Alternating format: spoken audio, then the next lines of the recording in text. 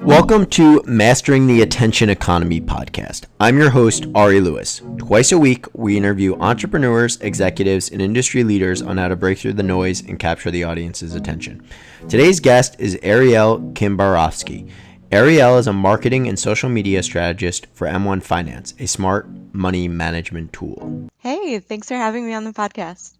Yeah, thanks so much for coming on, Arielle. I know, we interact a bunch on Twitter, and we've spoken on the phone a few times before. I've really enjoyed your Twitter as well as the stuff you're posting at M1 Finance. So first off, for those not familiar, can you just describe what M1 Finance is in your role there? Yeah, so M1 Finance is a personal finance automation platform. So clients can invest, borrow, and spend all in one place. We're built for long-term investors. So you can invest in fractional shares. Trading is free.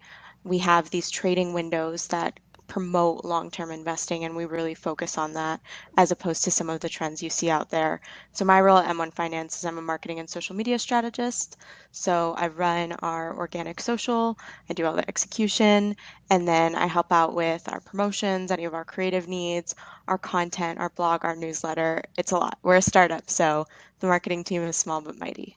Yeah, and that's, I always sort of see this evolution with guests. I'll have guests that are like jack of all trades, and then I have guests who are like, I had a guest the other day who all she does is local PR. That's it, nothing Wow. else.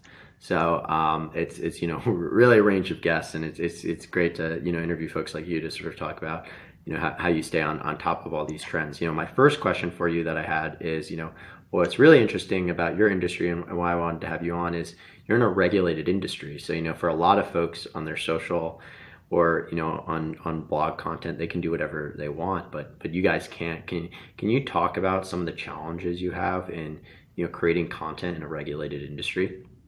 Yeah, so this is actually my first time working in a regulated industry. So I didn't really even know what I was walking into when I started, but essentially there are these rules that FINRA and different financial regulators have that say, if you're sending this to more than 20 people, you need someone with a specific license to look it over. And so we have a compliance team that checks over everything. And so one of the tough parts about it is, okay, well, what counts as sort of that static content that goes out to more than 20 people, and what's interactive content that goes out to less? So it's working with our compliance team to make sure that they're able to check over all of our content, but also to make sure that we can still move quickly, right? Especially on organic social, it's tough because if you need every tweet approved, you're going to slow down and you're going to miss out on some really great moments that you might be able to comment on or engage with.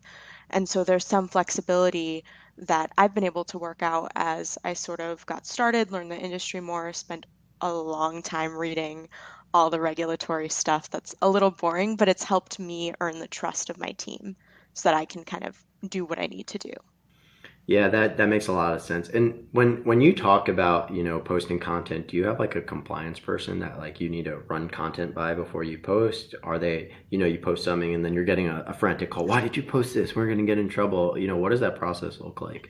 So I luckily haven't gotten the frantic, why did we post this call? And it's never mean, right? I mean, luckily the culture at M1 is so friendly that if there was ever a misstep, I'm sure I would get a Slack saying, "Hey, can we take this down? It's not compliant."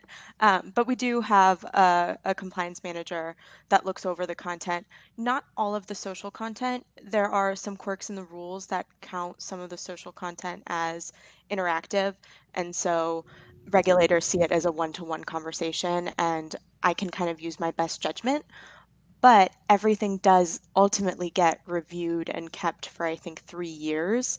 And so at some point, someone's going to see everything and they may question it, they may ask. So it's just about knowing those rules and knowing when you can push the buttons and where that line is. Got it. That makes a ton of sense. And yeah, I could definitely imagine like there must be, when you were posting in your previous roles, it was much more of a free feeling. Oh, I posted this, I enjoyed it, and now you're not just wondering, oh, is this good engaging content, but is this legal content?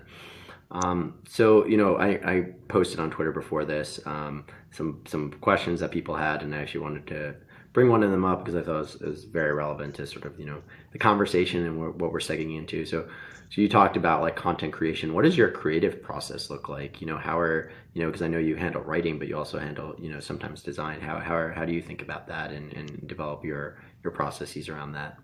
Yeah, so I batch my creative process because I do so many different aspects of creative. I will put aside some time to say, okay, I'm going to do all of the creative writing that I have to do right now. Then I'm going to do all of the design and art direction that I have to do.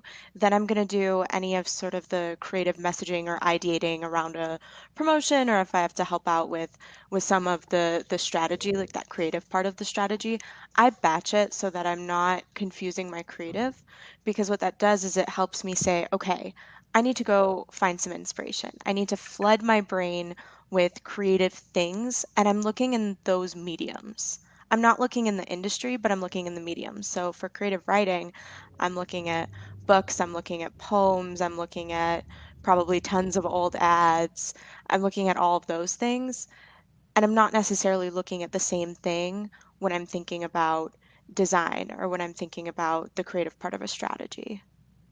Got it. And on that note, when you're talking about these brand guidelines and visual brand guidelines, do you guys have formal like both visual and non-visual brand guidelines? And like here are the colors you are supposed to use. Here's the font. Is that constantly evolving as a startup? How are you thinking about that and developing those types of things? Yeah, so we do. We have our brand guidelines with our colors. Those were revamped just before I got on board. My manager did them. She's the creative lead at M1.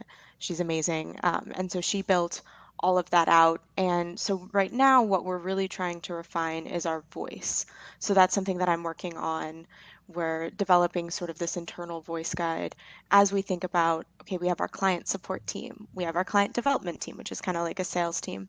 We have our website, we have our blog, we have our newsletter. Now we have Twitter, Instagram, Reddit, right? We've got all of these things in play. We've got our employer branding on LinkedIn.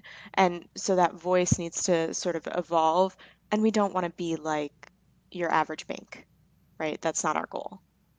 Got it. Yeah, and I would imagine like you have to really be bold with the type of guidelines and branding that you're putting out because like I think of a Chase, I think of a Wells Fargo, and like they're boring.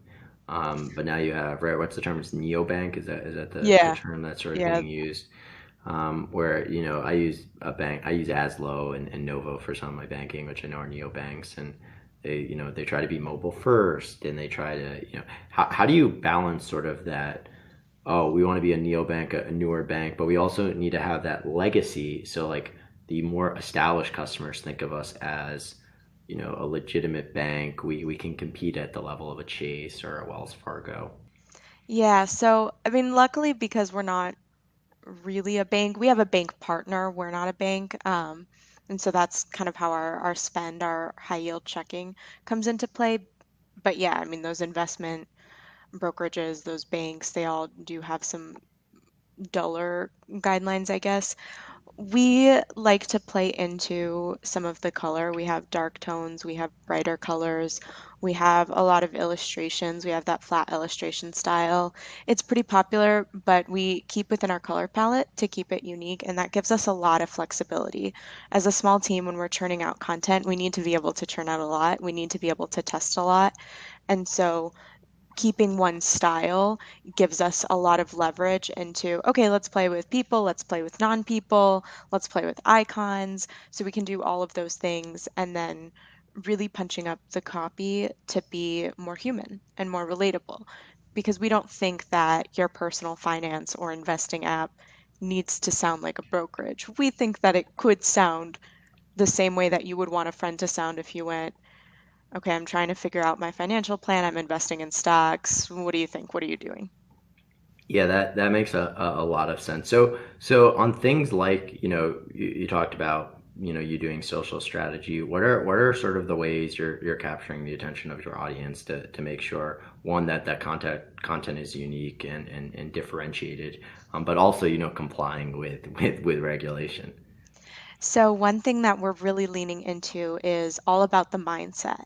So, what that helps us do is instead of doing sort of what every other brokerage or bank does, which is trends. What stocks are people investing in? What's the market doing today?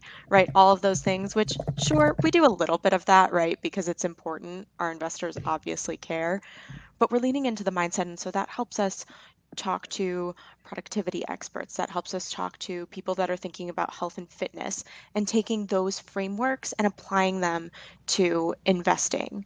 So, one thing that we're actually launching is we're launching a newsletter. And so it comes out next week. And one of our first topics is all about ownership. And ownership is a mindset, and it's based off of the book Extreme Ownership by Jocko Willink and Leif Babin, which is a leadership book. So it's not your typical connection, but it's one that focuses on long term and habits and sort of all of those things that are a slightly different angle, and so that people can really understand our purpose and why we're here. So, one of the things that you touched on there was sort of personalities and individuals. Do you guys engage in like influencer marketing? And additionally, maybe not influencer marketing per se, but like, are you guys doing affiliates? I see that a lot with neobanks where, hey, sign up, you get $10 in your account. Is that something you all are doing, or something you've shied away from? We have an incredible affiliate network. It is, I think, just over a year old. One of my team members has built this incredible channel of a range of affiliates that have big audiences, small audiences, medium audiences, kind of in their own niche sectors, mainly focused on personal finance, starting to branch out into some of those other areas like productivity. We don't necessarily do specific influencer marketing yet. They're currently affiliates, but it's something that we're starting to work on. We're starting to think about as we grow and as people become fans of M1 will get DMs from people saying, hey, I just started a YouTube channel and my first video was talking about how much I love M1 and showing off the pies, which are kind of the way we organize portfolios. And it's awesome to see.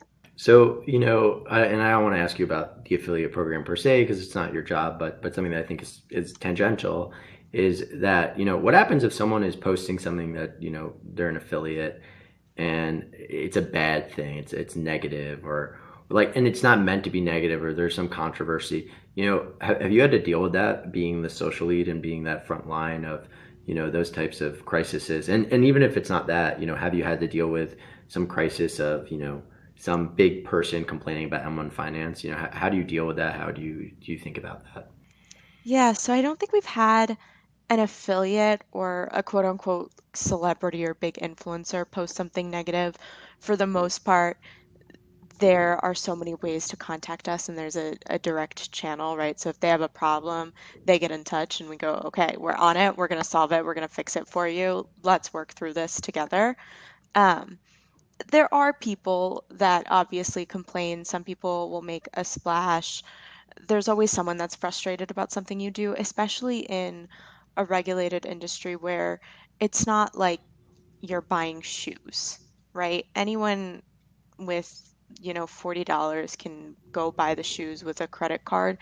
And with investing and with finance, there are some eligibility requirements you might have to meet. And so if you don't meet them and you're frustrated because you were so excited to try the platform, we feel sorry, but there's not a lot we can do. And sometimes people get mad. And so I've had people take a screenshot of the DM I sent as, as M1 commenting as myself, but just explaining the situation and they'll post it. And typically because we try to handle everything with empathy and understanding, but also that clear cut, here are the rules, here's why things are happening.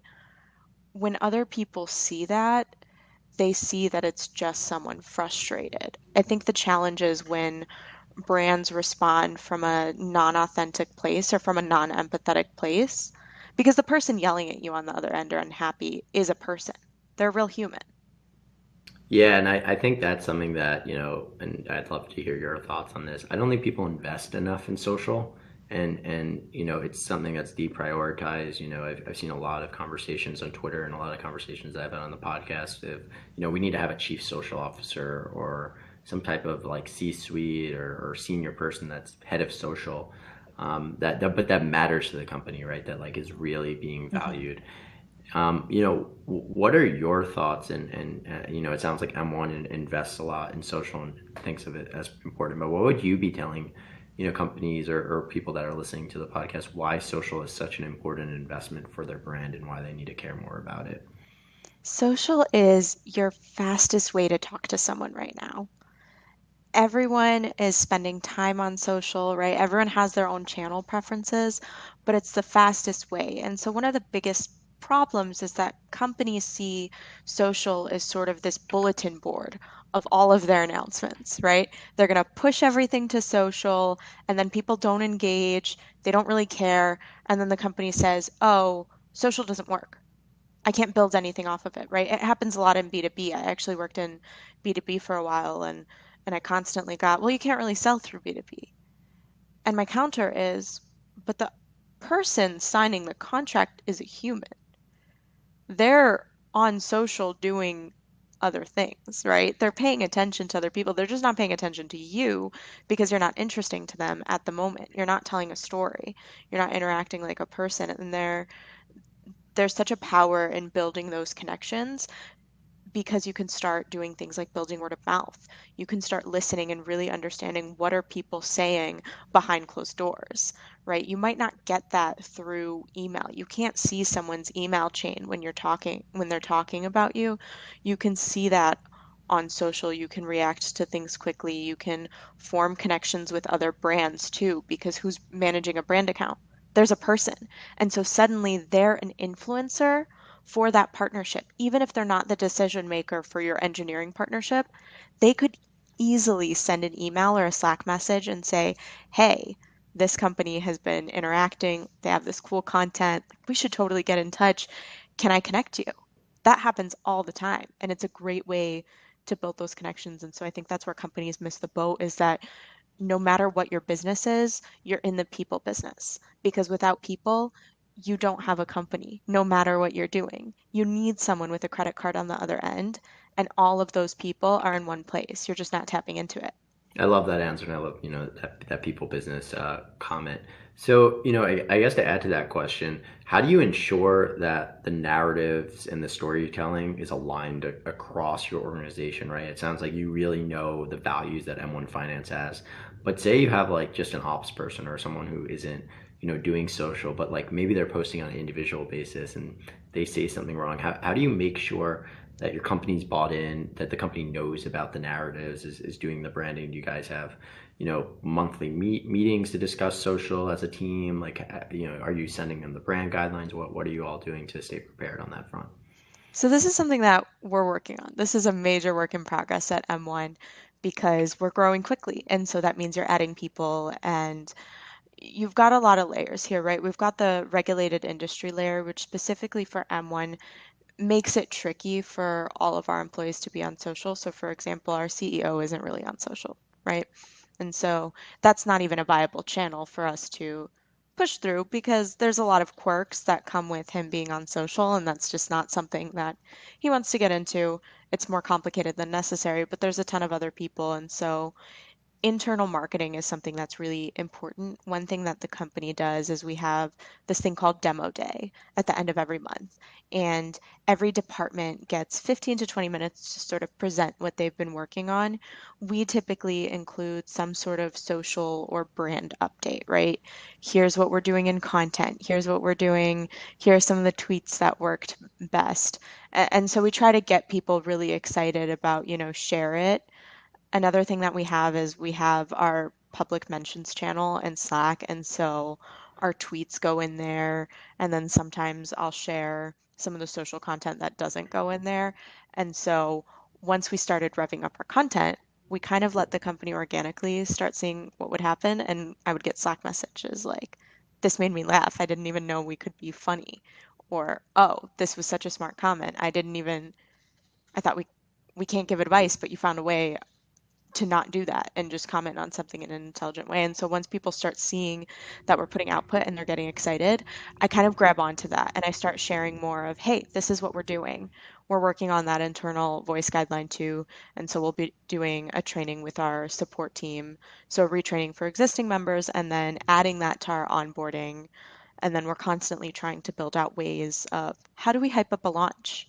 How do we get the company so excited that they want to post about it, or at the very least, they want to talk to their friends about it?